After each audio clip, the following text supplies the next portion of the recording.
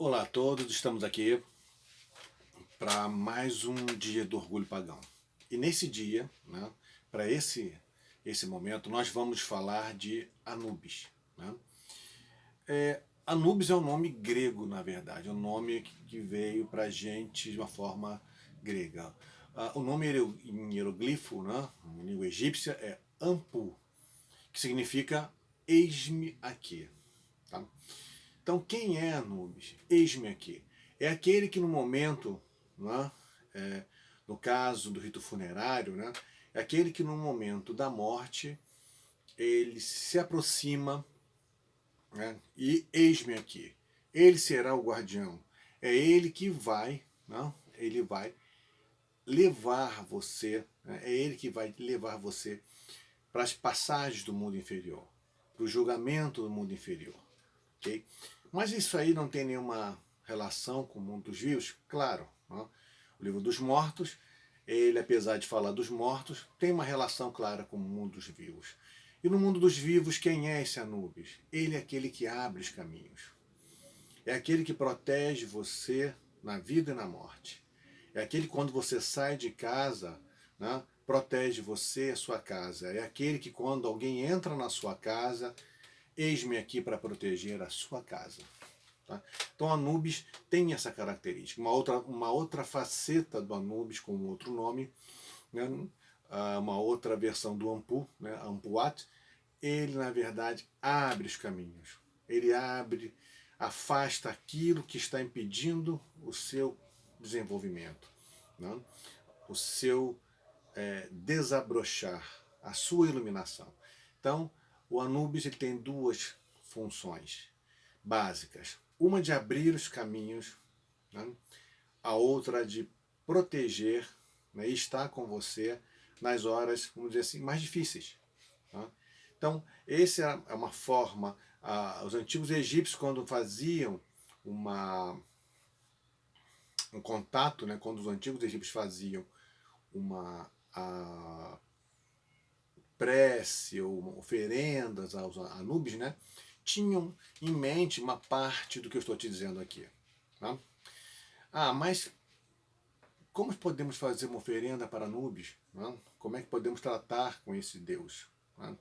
Ora, as oferendas no Antigo Egito elas são bastante genéricas. Alguns grupos nem tanto, algumas divindades nem tanto, mas no caso do Anubis em particular, ela tem uma característica genérica. Tá? Então, no caso do Anubis, ou Ampu, né? Esse que é o senhor do mundo inferior, esse que na verdade, quer dizer, o senhor no sentido do guardião, aquele que leva, né? Porque o senhor é Osíris, né? Mas aquele que leva você ao mundo inferior, o senhor do caminho do mundo inferior. Esse Anubis, né? Ele também é o senhor do embalsamamento, né? É aquele que prepara todas as bandagens. Né? Então é ele que vai fazendo as bandagens. Os ungüentos são Bastet que dá. Mas na hora de fazer a bandagem, a proteção do corpo, né? É o Anubis que está lá fazendo essa proteção. Então, quais são as oferendas que nós poderíamos pensar, né, para Anubis? Bom, basicamente o pão. Né? Então você poderia montar uma mesa em que você tivesse pão, né? O pão árabe, vamos dizer assim, né? Tivesse cerveja, né? Que era uma bebida muito comum no Egito, né? Usada como água, na verdade. Né? O egípcio tomava cerveja de manhã, de tarde, de noite, não tinha muito essa questão. Tá? A cerveja era de baixo teor alcoólico, então a cerveja, um incenso, né?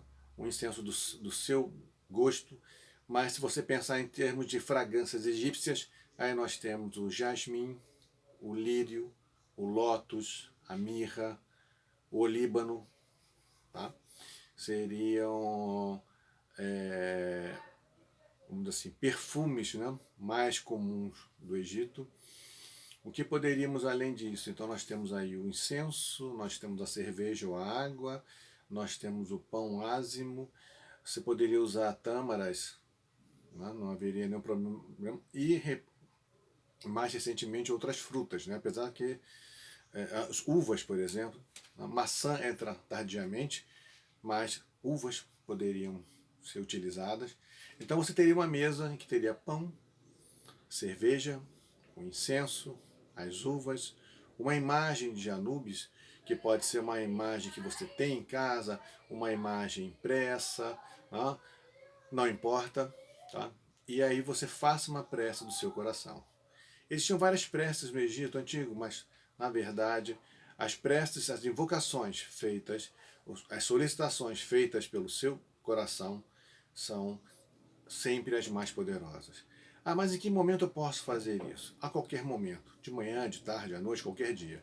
Mas se deseja fazer em um dia onde os egípcios entendiam que era mais auspicioso, então, né, do finalzinho da lua nova, né, quer dizer, já começando a crescente, né, vamos dizer assim, aquele momento que está começando a crescente até a lua cheia.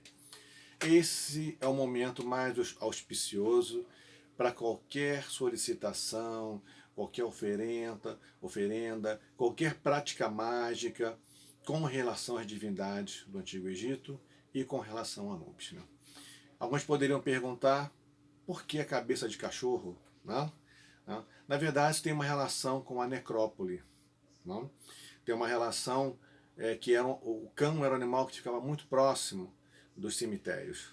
Não? E desde o período pré-dinástico, ou seja, antes de 3000 a.C., eles circundavam.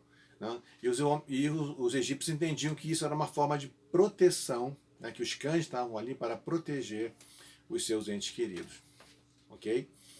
Então, ele passou, né, o cão, na verdade, não é um chacal, é uma espécie de cão, né, que, na verdade, passou a simbolizar, né, essa divindade que dizem que é filho de Sete com Néftis, outros dizem que é filho de Osíris com Néftis, né, outros textos antigos, né, mas o fato é que Anubis, na verdade, é uma divindade